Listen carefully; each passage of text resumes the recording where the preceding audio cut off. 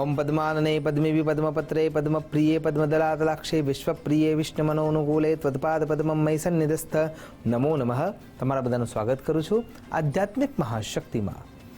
આજનો વિચાર છે કે આ ગુડી પડવો આવી રહ્યો છે, ચૈત્ર માસના શુક્લ પક્ષની પ્રતિપદાથી વ્યાપ્ત થઈ રહી છે, એટલે કે સનાતન હિન્દુ સંસ્કૃતિનું નવું વર્ષ શરૂ થઈ રહ્યું છે। થી જૂની જે કાળગણના આપણી પાસે છે એ બ્રહ્માજી તરફથી મળતી કાળગણના છે, જેને 1,97,53,123 વર્ષ તો થઈ ચૂક્યા છે। અને ચોક્કસ કાળગણના ગણીએ તો તિથિ અને પક્ષને ગણતરીમાં મૂકી અને જ્યારે દિવસને ચયનિત કરીએ તો આપણને પાક્કો આંકડો મળી શકે છે। એનાથી નજીક જઈએ તો યુગાબ્દ એટલે કે યુધિષ્ઠિર મહારાજે પણ કાળગણનાની શરૂઆત કરી અને એ કાળગણના પ્રમાણે અત્યારે 5,127 વર્ષ થયા છે। અને એ કાળગણનાની શરૂઆત પણ જેમ બ્રહ્માજીએ પૃથ્વી બનાવવાની જે શરૂઆત કરી હતી ને, એ પણ ચૈત્ર માસના શુક્લ પક્ષની પ્રતિપદા દિવસ હતો। યુધિષ્ઠિર મહારાજે જે યુગાબ્દની શરૂઆત કરી, એ યુગાબ્દની શરૂઆત પણ આ જ દિવસથી કરવામાં આવી। વિક્રમાદિત્ય જે ઉજ્જૈનીના અંદર થયા અને એમને જે કાળગણનાની શરૂઆત કરી, જે અત્યારે હાલ 2082મું વર્ષ ચાલી રહ્યું છે, એ કાળગણના પણ ચૈત્ર માસના શુક્લ પક્ષની પ્રતિપદાના દિવસથી જ ગણવામાં આવે। દિવસોની ગણનાને જો વિચાર કરીએ, એટલે સોમવાર, મંગળવાર, બુધવાર જે આપણું અઠવાડિયું છે, સાપ્તાહિક દિવસો છે, એની ગણના જોવા જઈએ તો સૌથી પહેલો રવિ એટલે કે સૂર્યનારાયણનો દિવસ છે। સૂર્યનારાયણનો દિવસ એટલા માટે ગણતરીમાં મૂકી શકાય કે સૂર્યનારાયણનો જે દિવસ છે એમાં સૂર્યનારાયણ સૌથી મોટા ગ્રહ છે, તારાના રૂપમાં મોટા પ્રકાશમાન તેજોમય અગ્નિકુંડ સમાન છે, એનાથી આપણને જીવનની શક્તિ મળી જાય છે। એટલા માટે એ આપણે કેન્દ્રમાં રાખીને પહેલો દિવસ જો એને ગણવામાં આવે તો પછી બીજા દિવસે સૂર્યનારાયણના સાથે ચંદ્ર મહારાજ જ કેમ, એટલે કે સોમવાર જ કેમ? ખરા અર્થમાં જો વિસ્તારની દ્રષ્ટિએ જોવા જઈએ, એટલે કે ઘેરાવાની દ્રષ્ટિએ જો વિચાર કરીએ તો બૃહસ્પતિ મહારાજ એટલે કે ગુરુવાર આવવું જોઈએ, એ વિશાળ છે। જો નજીકતાની દ્રષ્ટિએ વિચાર કરીએ તો બુધ મહારાજ સૌથી નજીક છે, પણ ના, જ્યારે જ્યોતિષની કાળગણનાના આધારે વિચાર કરીએ, જ્યોતિષશાસ્ત્રના આધારે વિચાર કરીએ તો એમાં એક હોરા ભાગ આવે છે, જે હોરા તંત્રના આધારે આપણે એના ભાગ કરી શકીએ છીએ। તો સૂર્યનારાયણના હોરાથી ગણતરીમાં મૂકવામાં આવે તો 24 કલાક પછી જે 25મો કલાક શરૂ થાય છે, એમાં જે હોરા જોડાય છે એ ચંદ્ર મહારાજની છે। એટલા માટે જે રવિવાર છે એના પછી જે સૂર્યનારાયણનો વાર છે એના પછી સીધો સોમવાર જ આવે છે, કેમ કે ચંદ્ર મહારાજનો હોરા ત્યાં જોવા મળે છે। એ રીતે જ્યારે આગળ ગણતરી કરીએ ત્યારે એ ચંદ્ર મહારાજની હોરા પછી જે વાર આવે છે અથવા જે ગ્રહ જોડાય છે એ મંગળવાર છે, અને એ રીતે જ શનિવાર સુધીની વ્યવસ્થા આવે છે। એટલા માટે આખી દુનિયાએ આપણું કેલેન્ડર સ્વીકારેલું જ છે, પણ હજી આપણી જે સટીકતા છે એ સટીકતા ચંદ્ર મહારાજ અને સૂર્યનારાયણની ગણતરીના કારણે થાય છે। જેમ કે એક રાશિ ઉપરથી બીજી રાશિ ઉપર જતા અથવા ભોગવતા ચંદ્ર મહારાજને એક દિવસ અને ઉપર કેટલોક સમય લાગી જાય છે, જે વેરિએશનમાં છે, અને એટલા માટે આપણે સટીક નથી કર્યા, પણ એમની કલાઓના આધારે એ નક્કી થાય છે।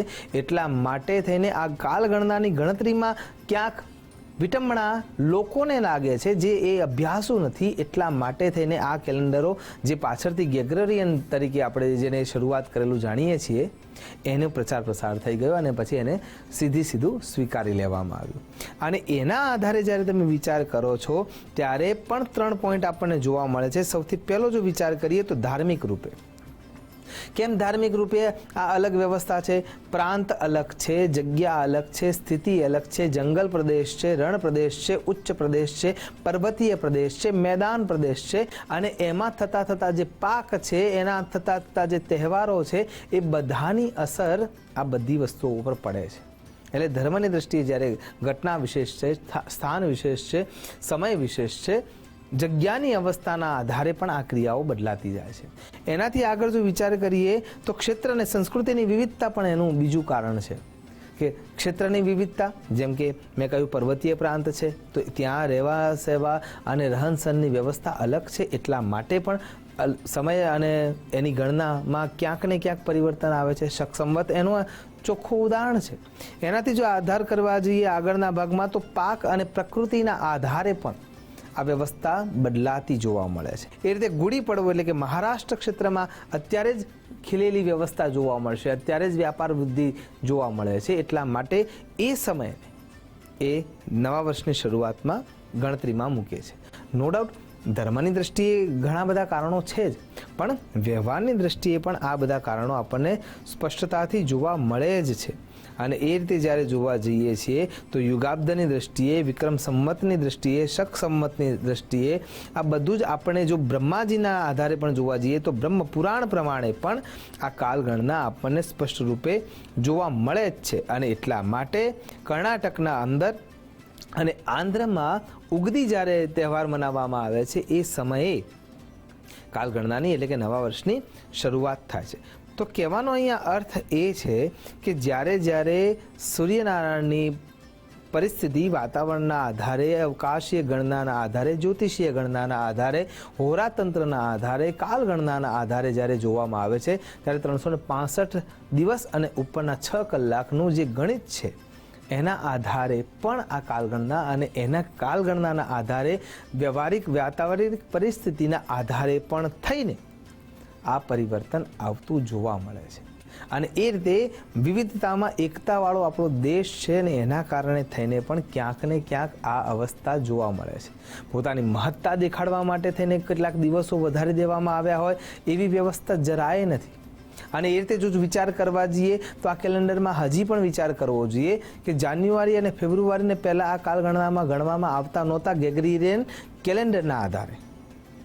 પણ જ્યારે આપણે એવો વિચાર કરીએ છીએ કે જ્યારે માર્ચથી શરૂઆત થાય છે એટલે એપ્રોક્સ આપણો જે ચૈત્ર માસ આવે છે એના આધારે જ શરૂ થાય છે. અને એટલા માટે થઈને એ કાલગણના સટીક આપણી એટલા માટે ગણાય છે. સનાતન સંસ્કૃતિની આ બ્યુટી એટલા માટે છે કે એ કાલગણના વિશ્વે સ્વીકારેલી છે. બસ આ જે જટિલતા છે, જે ખરા અર્થમાં સુયોગ્ય અને સટીકતા છે, કેમ કે આપણું પંચાંગ એવું સ્પષ્ટ રૂપે એમ કહે છે કે આ વર્ષે, આ સમયે, આ તારીખે, આ ક્ષણે સૂર્યગ્રહણ અને ચંદ્રગ્રહણ આવવાનું છે. તો એ જ સમયે એ જ પ્રમાણે થાય છે, કેમ કે આપણી ગણતરી એટલી સટીક છે જ. બસ આ નવા વર્ષ જે આપણે ઉજવીએ છીએ, જેમ કે ગુડી પડવો આવે છે તો મહારાષ્ટ્રમાં એને નવા વર્ષ તરીકે ઉજવણીમાં લેવામાં આવશે. અને બિહારની મેં વાત કરી, પંજાબની વાત કરી, મહારાષ્ટ્રની વાત કરી, કર્ણાટકની વાત કરી, બંગાળાની વાત કરી. આ બધામાં અલગ અલગ એટલા માટે છે કેમ કે વ્યવહારિક દ્રષ્ટિએ એમનો પાક તે સમયે થઈ રહ્યો છે અને એના કારણે એમને એ સમયે લાભ થઈ રહ્યો છે. એટલા માટે એમને એ પોતાના જીવન નિર્વાહ કરવા માટે થઈને એ સમય શ્રેષ્ઠ ગણી લીધો છે અને ત્યાંથી એમને એમના જીવનનું નવું વર્ષ શરૂ કર્યું ગણાય છે. આશા કરું છું કે આ તમામ અવસ્થામાં સનાતન સંસ્કૃતિના અંદર રહેલા જે સત્ય એવા રહસ્યો છે એને આપણે જાણી શકીએ, સમજી શકીએ અને તિથિના અંદર જે સૂર્યનારાયણ અને ચંદ્ર મહારાજના કારણે જે પરિવર્તન આવે છે એના કારણે આપણે ત્યાં એક જ સમયે કેટલાક તિથિઓ ક્ષય થાય છે, કેટલીક તિથિઓ વૃદ્ધિ પામતી હોય છે. તો એ ગણતરીના અંદર ક્યાંય ફસાયા વિના એને સાચા અર્થમાં સમજી શકીએ અને આ કેલેન્ડરને સુયોગ્ય અવસ્થાથી ઉતારીને એને જીવનના અંદર ઉતારીશું તો લાભ મેળવી શકીએ. એ જ અભ્યર્થના સાથે કે આપણે સૌ આપણી સંસ્કૃતિના પક્ષધર બની અને સૌ તહેવારોને સુયોગ્ય રીતે ઉજવી શકીએ. નમસ્કાર.